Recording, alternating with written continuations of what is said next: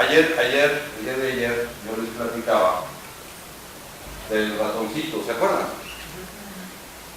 El día de ayer, para las personas que no vinieron, yo les decía, ¿qué sucedería si en este momento pasa un ratón por aquí enfrente? ¿Cuál sería nuestra reacción? Señor, ¿cuál sería su reacción? Vamos a repetir esa parte. Levanta los pies. Levanta los pies. Ayer un señor me dijo, yo le suelto una patada. ¿Usted, señor, allá? ¿Yo? Sí. Yo lo quería, pues igual me levanto y trato de hacerme a un lado, ¿no? Que pase, ¿no? Que pase, sí. Pero Exacto. que ni me toque. Señora, ¿usted qué diría? También levanta los pies. Hay quien dijo, me subo a la silla. Yo dije no. Usted fue aquí dijo. Me trepo a la silla, ¿no? Habrá quien salga corriendo. Vámonos, porque si hay una, quién sabe cuántas más hay, ¿no? La realidad de las cosas es que sí, actuamos de manera muy distinta, porque todo lo que nos ha sucedido en la vida, todo lo que está en nuestro pasado, todo lo que hemos aprendido a lo largo del tiempo, va haciendo que nuestras reacciones sean distintas a las de las demás personas. Va haciendo que nos comportemos de una manera distinta. Yo les platicaba ayer, queremos muchas veces que los hijos se comporten como nosotros, pero eso está muy difícil, efectivamente, porque la realidad de las cosas es que cada quien va percibiendo la vida a su manera y va teniendo las reacciones a lo largo de la vida a su manera.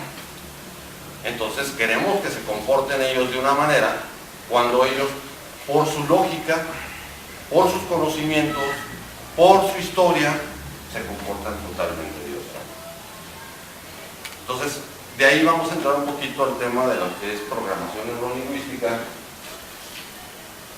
para saber cómo nos conectamos, cómo conectamos con la gente. Cada uno somos individuales. Cada uno de nosotros somos personas únicas que nos comportamos de una manera distinta, pero de alguna manera, por eso es primordial la comunicación, para que podamos poder conectar con las demás personas. Me dice la programación neurolingüística que hay un estudio aquí, la programación neurolingüística, vamos a revisar un poquito esta parte, es una rama de la psicología muy nueva, en donde a pesar de las teorías que han sacado pues, los científicos, los médicos ya han estado comprobando parte de toda esta información.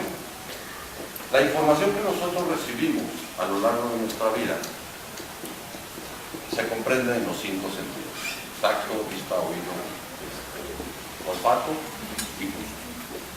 Sin embargo, la programación neurolingüística lo maneja de esta manera: vista,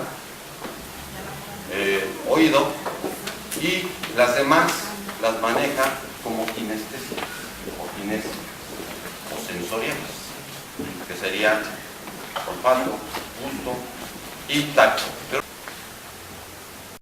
De tal manera que nuestras neuronas captan la información de auditivos sensoriales o visuales. Pero cada uno de nosotros recibe más información de una manera. ¿Cómo podemos saber si mi hijo es auditivo? Más auditivo que los demás sentidos. ¿O cómo puedo yo saber si mi hijo es más sensorial? ¿O cómo puedo yo saber si mi hijo es más de escucha? Es muy sencillo saberlo. Cuando yo estoy platicando con mi hijo, cuando yo estoy platicando con cualquier persona, que eso lo puedo yo saber de cualquier persona, de repente a lo mejor esta persona va a decir, no, es que lo vi así como que muy difícil. Y ya en automático él me está diciendo que es visual. Es que no me gustó mucho cómo lo dijo. Ya en automático yo ya sé que mi hijo es más auditivo. No me gustó esa sensación que sentí, que es mi hijo. De esa manera yo puedo entablar una mejor comunicación con él. ¿Por qué? Porque si yo aterrizo mi información como él aterriza, va a ser más fácil que entablemos un diálogo. Si él es auditivo, yo en ese momento me vuelvo auditivo y va a sentir mejor empatía conmigo. Y no hablo nada más de mis hijos, hablo de cualquier persona. Con cualquier persona con la que estemos hablando, si yo me vuelvo como esa persona, la empatía va a ser más grande. La empatía va a ser más agradable. De ahí también la importancia de que nosotros sepamos cómo capta la información mi hijo. Porque de esa manera también, si tiene alguna duda, si tiene alguna pregunta, yo se la puedo aterrizar mejor. Si mi hijo es kinestésico, pues obviamente a lo mejor se la voy a aterrizar de manera sensorial, que la pueda palpar, que la pueda sentir, que la pueda tocar. Pero si mi hijo es visual, pues a lo mejor yo dibujando algo en alguna lámina, en alguna hoja, puede hacer que mi hijo entienda mejor esa información. Pero si mi hijo es más auditivo, obviamente se lo explicaré con mis palabras. Nunca los compares.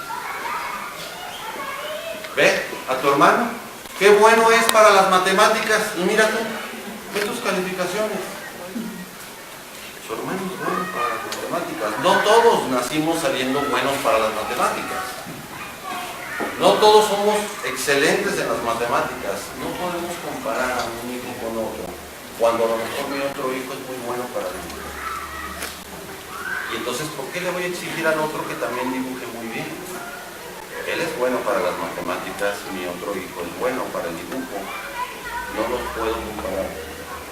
No tienen la misma facilidad para las mismas, para desarrollar ciertas aptitudes. Cada uno es como es. Y no puedo yo comparar a un hijo con otro hijo, aunque sea gemelo. Sé modelo como ejemplo. Coherencia, ayer lo platicaba la directora, ayer lo comentaba, ¿no? No fumes, no fumes. Pero nosotros fumamos, lo platicaba ayer. No tomes, mijito, es malo. Pásame el whisky. ¿A poco no? Mijito, ¿cuántas veces te he dicho que no digas mentiras? Está sonando el teléfono, si es tu tía, dile que no estoy. Mentiras piadosas. ¿Sabrá mi hijo que son piadosas? Y como decía ayer la maestra, realmente enseñamos más con nuestros actos que con los de los hijos. Entonces realmente hay que tener mucho cuidado. Tengo que ser muy coherente en mi vida para darle un ejemplo a mis hijos de lo que es coherencia.